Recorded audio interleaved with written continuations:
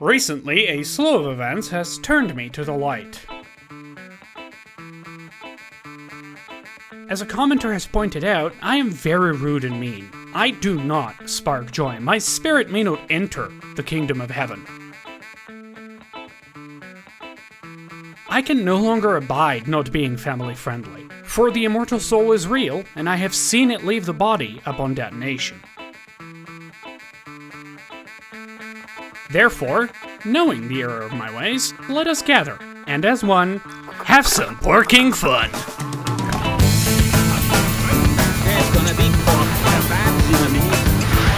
And the steeds are bound to clown. You are important now. I think that those beats haven't done one thing amongst them. I think I ought to. Hi, my name is Lagger, and Strategic Warfare in Nifty Environments is a real-time tactics game from the before times, the remaster of which I have recently been forced to replay by the Council of Schizomancers that is my friend group in a twisted and deranged attempt to force me away from the self-harm most games I play actually are. You could assume they did this because they want me to find happiness, but that is an elaborate ruse.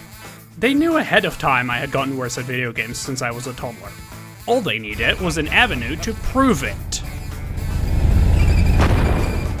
On July 26th, after presumably orchestrating the Erfurt latrine disaster, General Iron Tusk overthrew the Republic of the Pigs.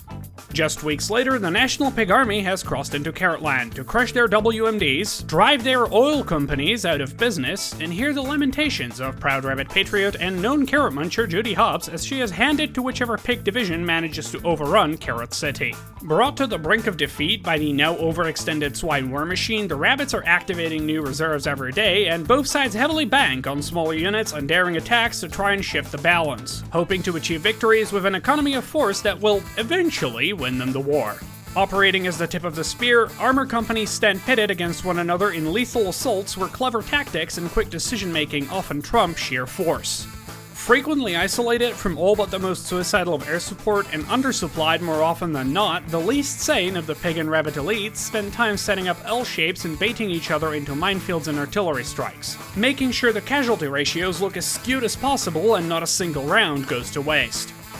As an up-and-coming commander, you take the reins of one such unit, commanding scarcely more than 24 armored vehicles into what is usually overwhelming odds. The briefings in Officer Corps call this strategy, but I know better. I understand why we are being sent to our deaths by the colonel whose daughter I've leered at for 1 second too long. I know this because I also choose the members of my team I send into a suspected minefield based exclusively on which one has FaceTimed me with the most egregious suggestion of cannibalism this week. After you finish dying, report to the luau for grill duty. Lucky for them, that's unlikely to be their end. Swine's armored combat is a far cry from the Nyon simulators and sheer variety of the modern day, which means the turret explosions aren't a crew cremation indicator, but merely a setback to be rectified with repair supplies. Final death only arrives when someone has the ammunition to spare on the wrecks. Combat attrition can still be severe, and vehicles mission killed by supply shortages, but clever tactics can make up the difference.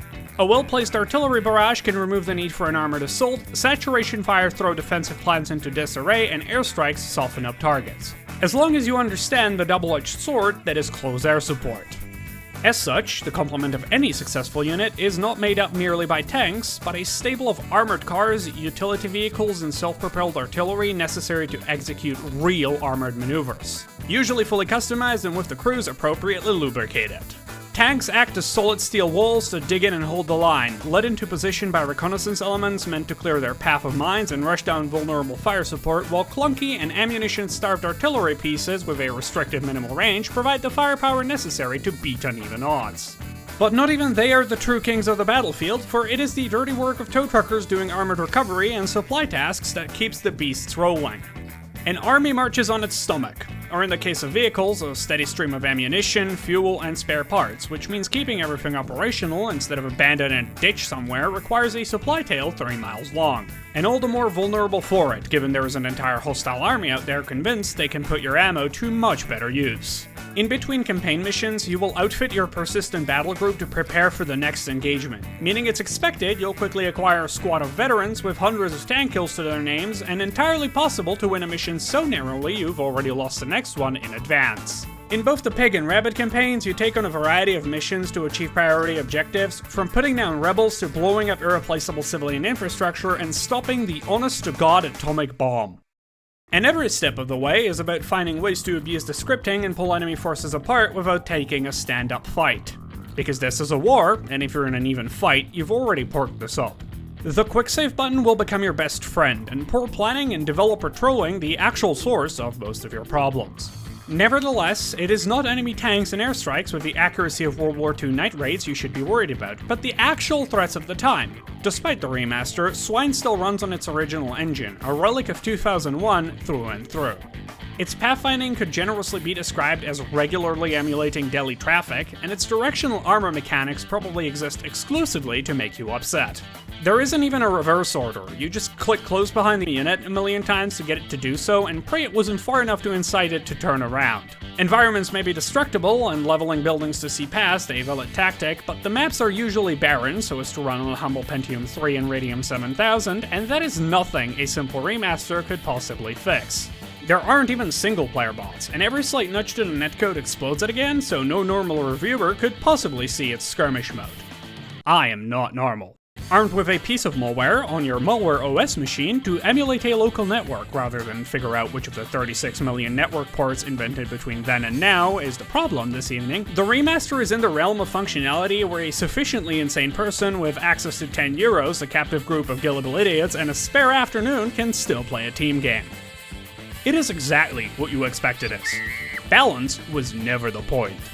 But emulating Bosnia with mine layers, indiscriminately bombing each other forever due to poorly laid out SP mechanics, vision exploiting rat tactics normally used to cheese single player missions, and the sheer fear of seeing a legion of Rabbit anti-tank vehicles scream out of the fog of war definitely is. Wrapped in an audiovisual package that pulls on an eclectic mix of every armor design school across history and perhaps the most 2001 anthropomorphic monstrosity ever put to screen, S.W.I.N.E simply got charm. Every name in it, mission, unit, or character, is a joke made by Hungary's silliest soldiers. Its battles happen in the shadow of landmarks on account of a developer thinking it would be cool, and are punctuated by a mess of meat puns delivered in hammy accents by a cast that somehow includes Brian Porking Bloom, and that has nothing on their counterparts in any of its European dubs. The soundscape is barren and basic, with no real soundtrack besides a couple menu songs from Másfél, which are burned into my brain alongside the low-resolution 3D animated cutscenes, and it is so vividly of its time you won't even find furries lusting after its rabbits. Though that, alongside with the war breaking out at all, could probably be explained away by the total absence of women in this universe. Originally released in 2001 by the now-defunct Storm region, and then remastered in 2019 when some of its former developers founded Kite Games, S.W.I.N.E is a piece of software that has accompanied me in some form for nearly all my life. Programmed by a group of people who at the time were at least 70% horse, and in conditions that I like to describe as punk, if only to bother the people who made me play it again after half a decade, it's a regional cult classic originally intended for teenagers that is now played exclusively by balding 40-year-old men, and me. Everything about it is a time capsule, kept alive by the love and support of its authors and players. It's from an era of gaming where the demo came on a disc with your subscription to a gaming magazine, a game coming out this side of the curtain was an event, dev toolkits were seen as more or less a myth, and the console wasn't yet a doomed product. But through the miracle of being on those discs, and extensive support from people who cared enough to make it available for free when Storm Region hit a real commercial success with codename Panzers, it has maintained a small dedicated following of people I would vehemently argue are insane. Nothing about it should still be standing, not after a quarter century of digital rot. But the burned CDs left in archives can't forget, so hacked EXEs and modding tools still crop up, and someone who played the original in high school can end up adding track animations to it 2 decades later at a completely different studio. And if corporate has their way, my friends, that will never fucking happen again. Don't you agree that Iron Tusk is an arrogant, bloated sack of lard?